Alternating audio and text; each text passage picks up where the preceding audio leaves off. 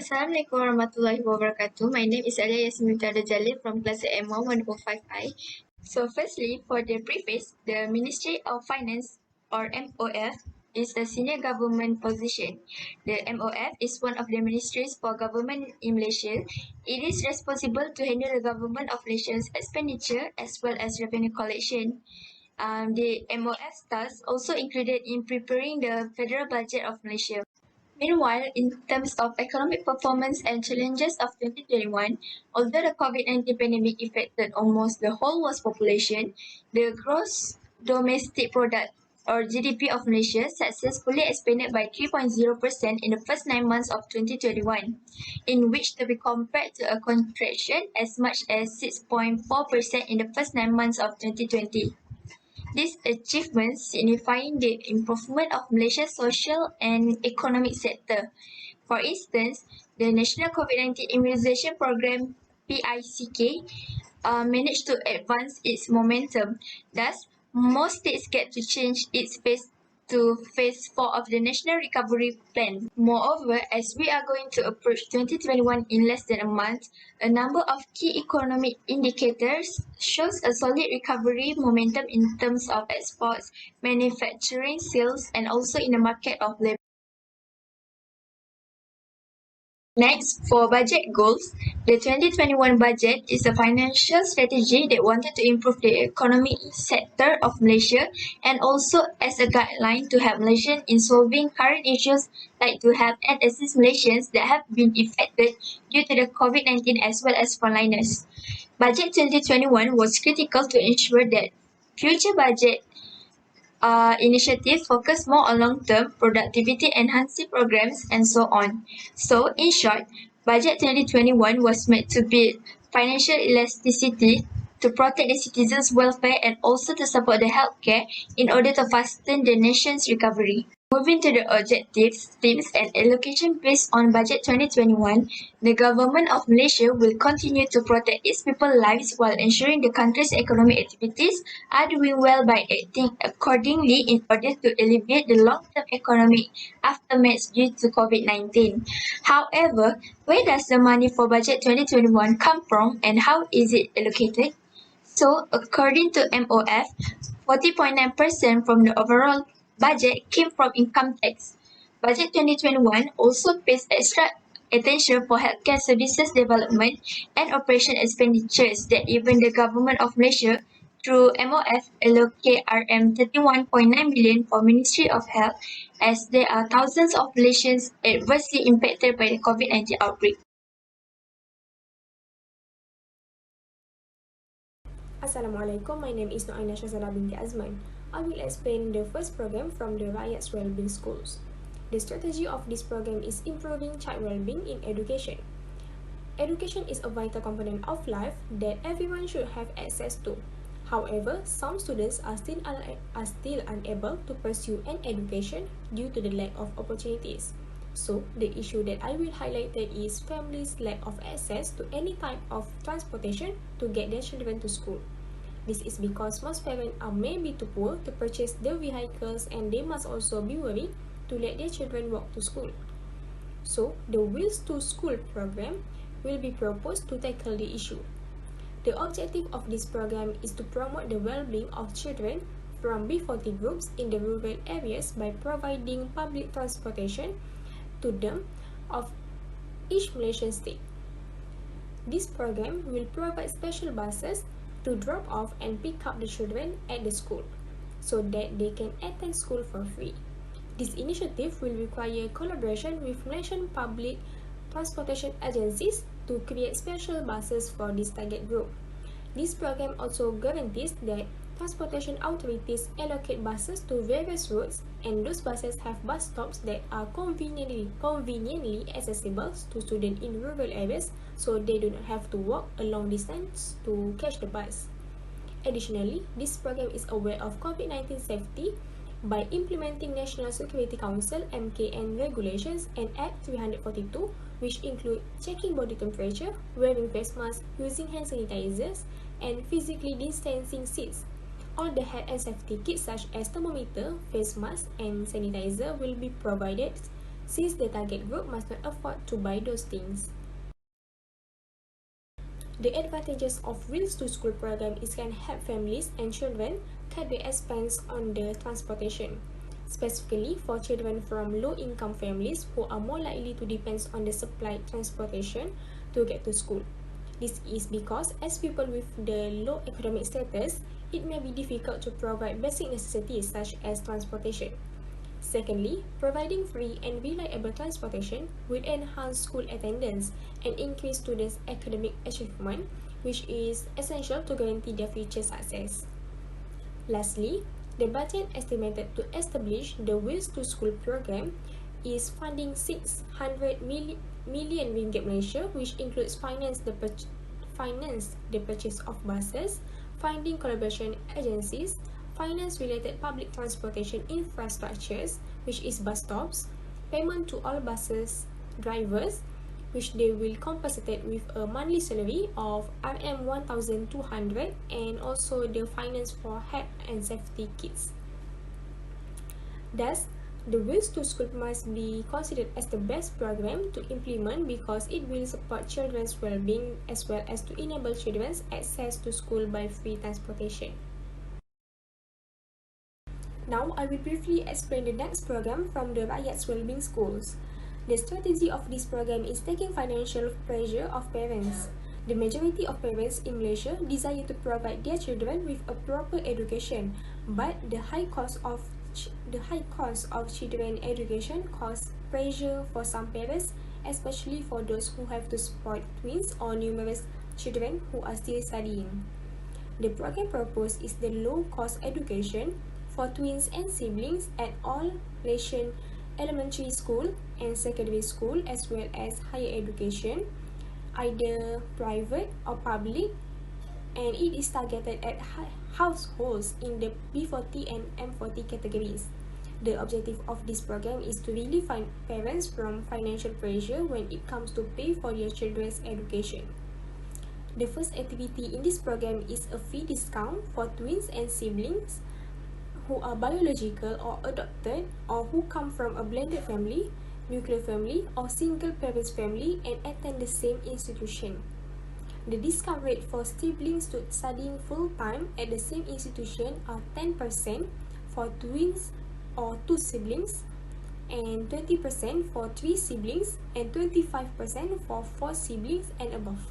Furthermore, the low-cost education program also offers academic scholarship to siblings or twins who have the best academic achievement, the most spectacular extracurricular activities, and a record of community service. Academic scholarship will be awarded to the students to assist them in covering every cost for the entirety of their studies.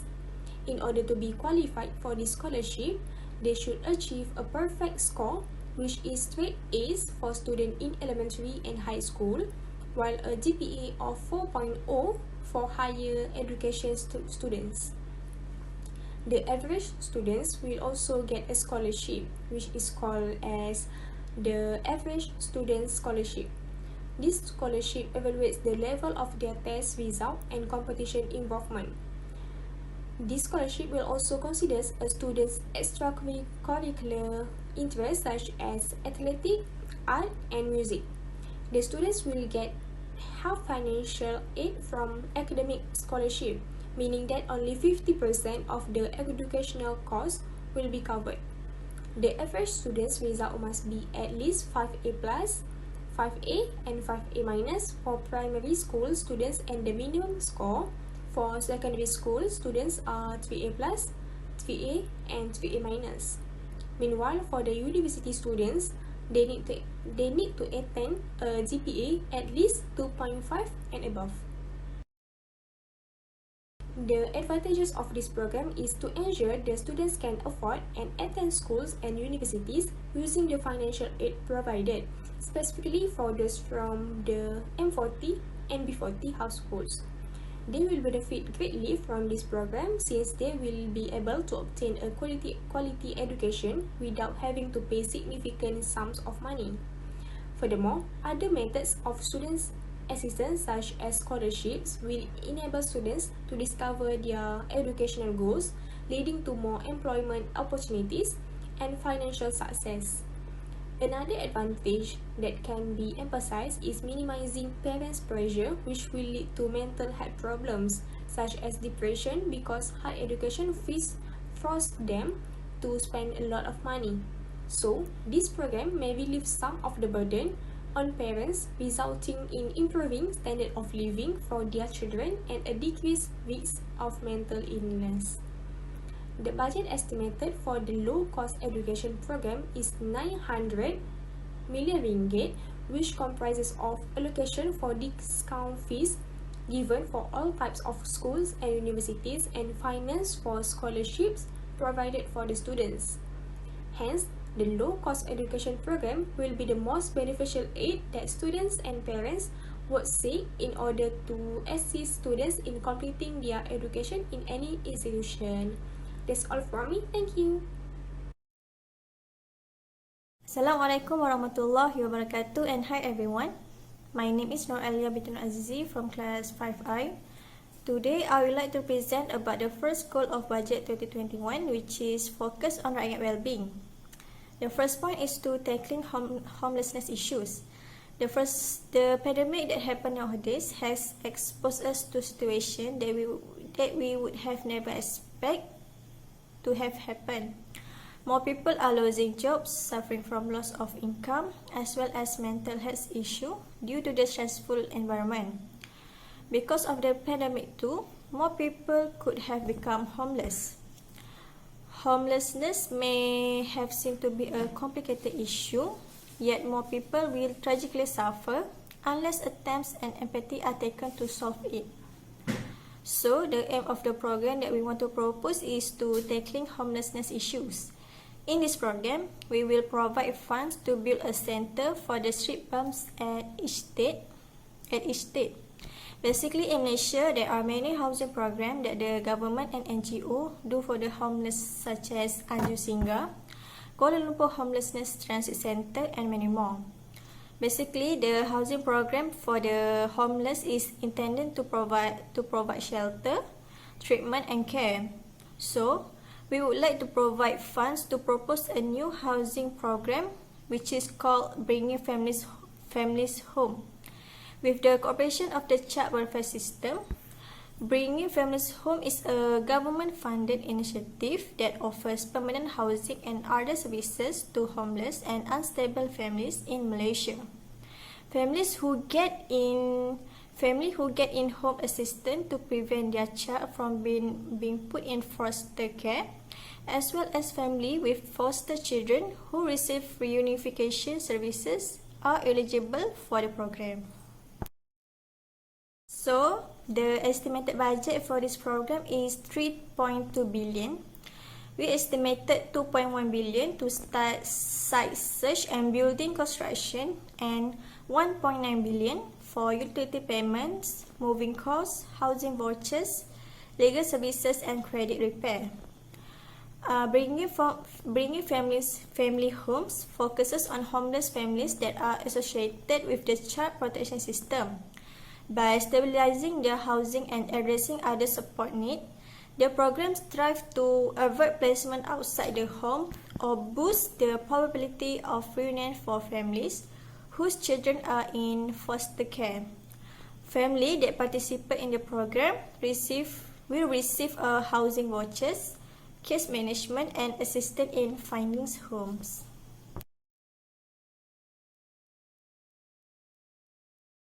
We'll continue to the next point in business continuity.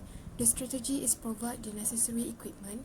The ongoing health and economic risks related to the COVID-19 pandemic and the required physical distancing measures forced many firms to introduce telework, working from home on a large scale.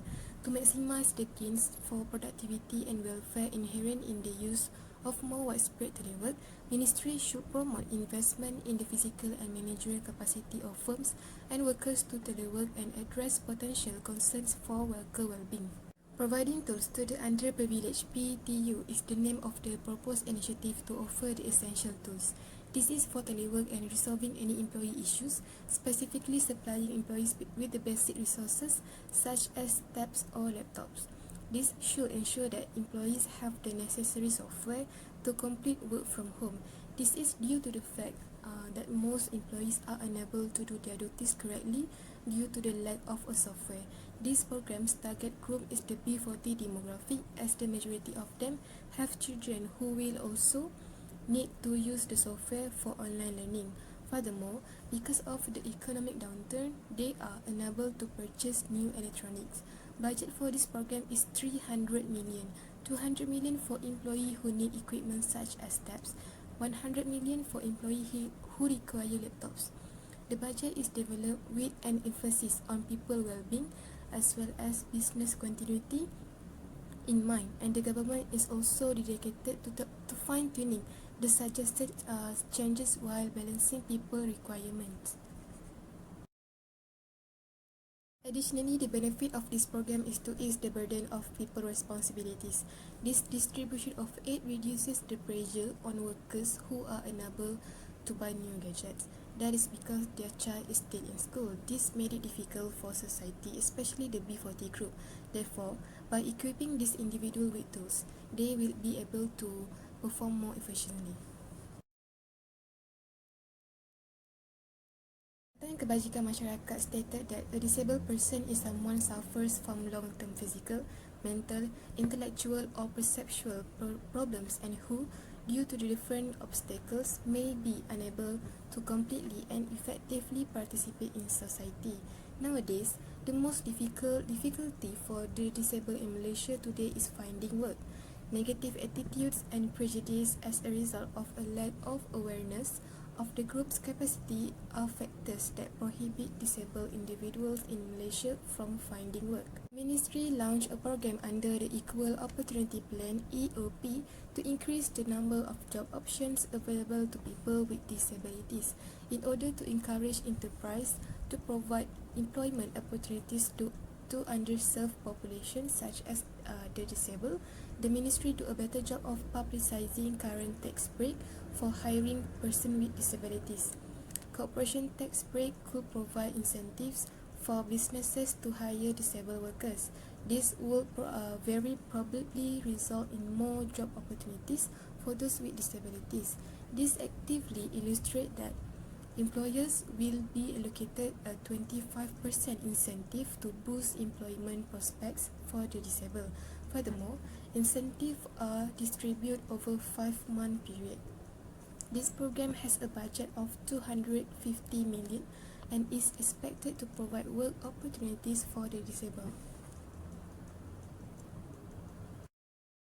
Several advantages that can be highlighted from this program. In the first instance, this program will be one of the primary initiatives to enhance job options for those with disabilities. People with disabilities must be offered opportunities for employment in order to improve their life conditions. This program also can ease the burden of employers who provide job opportunities like people with disabilities. Such an effort is a strategic system for the disabled to move forward. Therefore, the government action to provide employment opportunities to the disabled is very appropriate so that they can feel the experience in the world of work and then contribute valuable manpower to the country. The third strategy is to empower the employer and employee in terms of business continuity. COVID-19 has brought to light existing weak links in our economy and business. As a result of the COVID-19 emergency, businesses have been asked to operate in a new ways in relation to supply chain interruptions, swing in customer demands, and threat to staff health. The wage subsidy program, which is PSU, was one of the Malaysian government measures to help businesses in dealing with the cost of employee counts as a result of the COVID-19 outbreak, which began in April 2020. There were a PSU, PSU 2.0, PSU 3.0. Despite the prevalence of the COVID-19 outbreak, the government has continued with the PSU 4.0 initiative. The wage subsidy program offers enterprises with monthly financial assistance for each employee. So we would like to propose a wage subsidy program 5.0.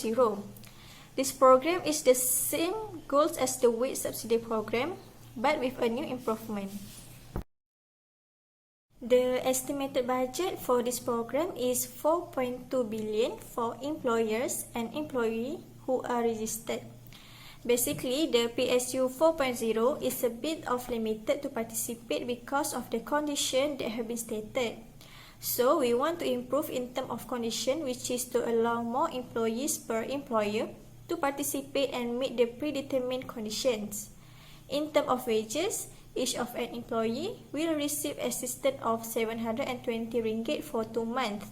Meanwhile, in terms of business, employers that have been faced a decline in sales of more than 20% since the COVID-19 crisis. In addition, the number of employees per employer who want to apply in this program is also unlimited as long as they meet the criteria and the conditions that have been set. So, with the improvement that we made in this program is it can assist employers affected by COVID-19 in continuing to operate and avoiding the loss of employment and revenue stream for all businesses.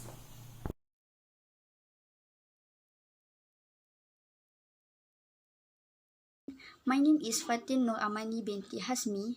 I will present about 3 programs under the third goal, which is economic resilience, and will explain in terms of the strategies, program, budget estimate and their benefit. For the first strategy, it is to reduce the unemployment rate and boost the economy in the country's employment sector. Every year, there will be a dumping of university graduates who do not get job opportunities, and this caused the number of unemployed to increase. The pandemic situation that prevailed from 2019 caused the situation to become more crisis. With the government's initiative in increasing the recruitment of young people in the employment sector will help the country's economic sector to recover. This also can ensure young Malaysians have the best chance to secure their employment. In order to achieve this strategy, program investing in youth employment service will be implemented. Previously, under the National Economic Regeneration Plan, which is Penjana, to so the recruitment incentive program and training program known as the Penjana Kejaya were introduced to encourage job demand among employers and increase employment opportunities for workers. Penjana Kejaya provides several incentives such as #MyApprentice, which is an apprentice incentive for employers who hire local job seekers as an apprentice among school leavers and graduates aged 18 until 30 years. To the existing Penjana Kejaya program under SOSO, the allocation provided will be increased to help this government department further expand employment opportunities for young people and the affected community. The government will boost the provision under the #MyApprentice incentive, which is the apprentice incentive for firms who engage local job searchers as apprentice among school leavers and graduates aged 18 until 30 in particular, in order to increase recruiting chance among youth. The incentive rate will be given RM800 until RM1000 for 5 until 8 months by the service contract company, in addition to receiving training assistance up to RM4000. Contract firm service period are extended to allow them more time to recover from the pandemic's effects on their finance. Estimate for this program is RM4 billion for the entire incentive program available under SOSO's Penjana Kejaya program, which is #MyApprentice, #Hire Malaysia, mobility assistance and training program, including place and train program. To this program, the youth will be given work experience and training even in the short term full time, at least 5 months of them unemployed, have no income.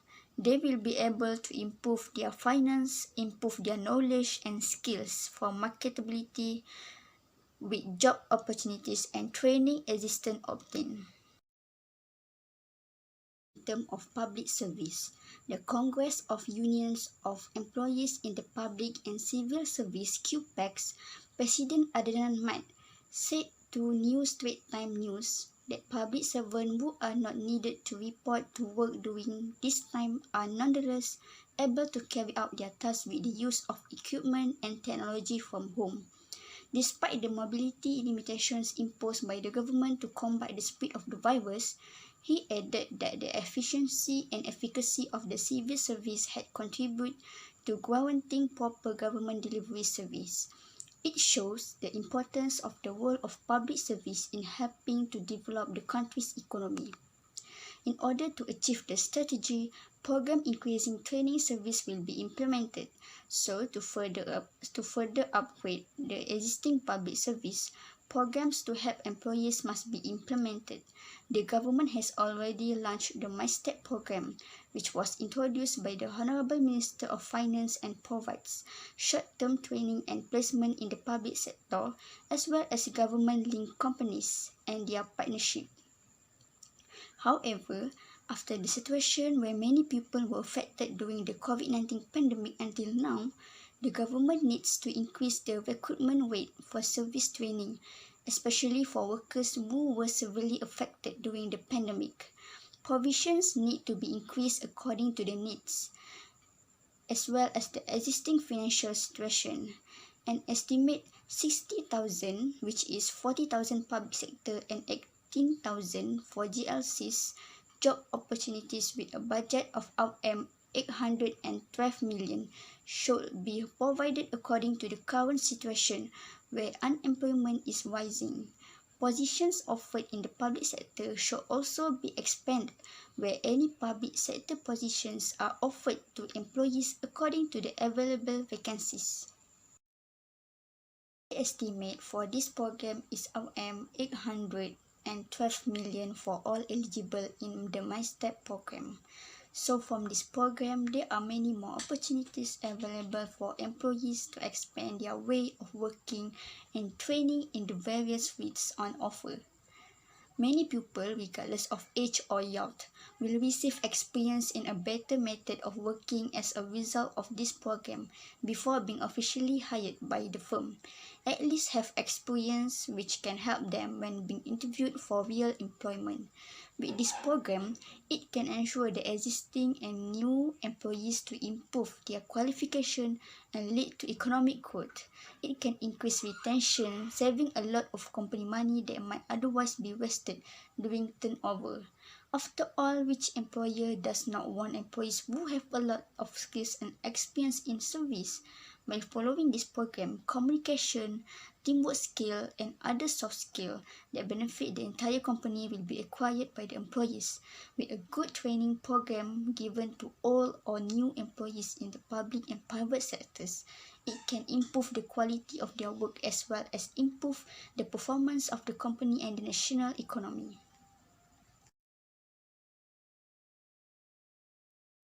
The third strategy is the 12 Malaysia Plans Development Agenda. According to Datuk Sri Ismail Sabri bin Yaakob, Malaysia 9 Prime Minister to the Berita Harian reporters, the percentage of absolute poverty climbed to 8.4% last year owing to the COVID-19 epidemic and the enforcement on the Movement Control Order MCO, up from 5.6% in 2019. In order to achieve the 12 Malaysia Plan Development Agenda, one of the programs that will be implemented is program Helping M40. Often, many have been exposed to the B40 assistance as more assistance is given to them compared to the M40 and T20 groups. It's because their total income is less than the others. B40, M40 and T20 are groups of households that exist in the structure of household income distribution in Malaysia. In line with the 2021 budget, the government has implemented the Bantuan Prihatin Rakyat BPR to the M40 group, which is assistance up to RM750 for households with a monthly income of RM4,001 until RM5,000. Households with an income of RM4,001 until RM5,000 are categorized as M40. Families with up to one child will be given RM500 assistance, while those with two or more children will get a maximum of RM750. However, it is a bit unfair because in the M40 group, the number of children is different and families with 2 children should get the same assistance as family with 6 children. The amount of assistance given should be according to the number of dependents of the family, namely children and wife, in addition to looking at the total family's income. This is because they are group from the M40 who have many children and they experience the same lack of money as the B40 group. Although their total income is more than B40, but it depends on the number of dependents faced. The M40 who have 6 children have financial difficulties compared to the B40 who only have 2 children.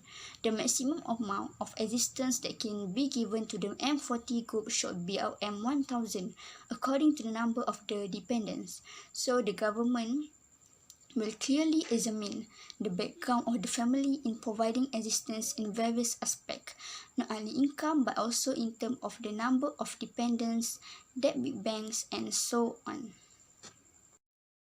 For this program is RM3.3 billion for families with 2 or more children, categories of monthly household income in Bantuan Prihatin Rakyat (BPR).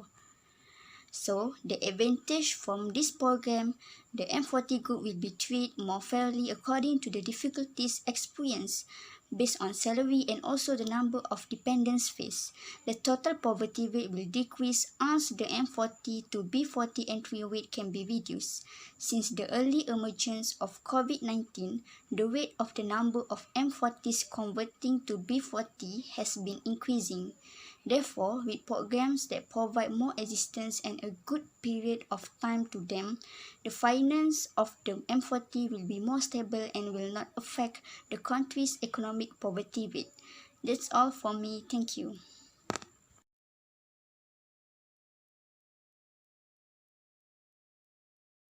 The third strategy is to increase the wages in terms of economic resilience. Malaysia minimum wage was raised to 1,200 from 1,100 in the previous review and went into effect in February 2020 across 57 cities and towns in the country. The average salary of a fresh graduate in Malaysia is about 2,412 ringgit per month. For the salary range, the fresh graduates can expect a salary of between 1,949 ringgit to 2,836 per month. The basic salary depends on multiple factors such as academic qualification and results, the technical skills, and more. The current wage augmentation rate runs from 100 to 150%, while the cost of living has risen from 400 to 600%. So, many young employees in the country have traveled to other countries such as Singapore in pursuit of better pay. So, as a result, measures to raise the minimum wage must be reconsidered. So, the program that we want to propose is to increase the wages for employees and fresh graduates program. The estimated budget for this program is 2.4 billion, which is 1.8 billion for the employees and 1.6 billion for the fresh graduates. The wages for the employees must be reasonable with the employees' education level and the task given. This is because nowadays, many of fresh graduates complain on the salary that they earn are not worth to them who have studied for many years. Thus, this issue can be solved by increase the wages to a suitable amount. So, in terms of basic salary, we increase the amount from 1,200 ringgit to be 1,800 ringgit. For fresh graduate salary, we suggest to increase their salary is about 3,000 to 4,200 ringgit per month depending on the academic qualification, skill level and more. This is because the cost of living in Malaysia has raised high in terms of food, shelter and more. So, by doing a program like increase the wages for employees and fresh graduate, it can have the potential to help improve employee satisfaction and encourage the employee to hard work their tasks. Besides that, we can tell that a simple pay raise can boost morale the employees to do more on their work.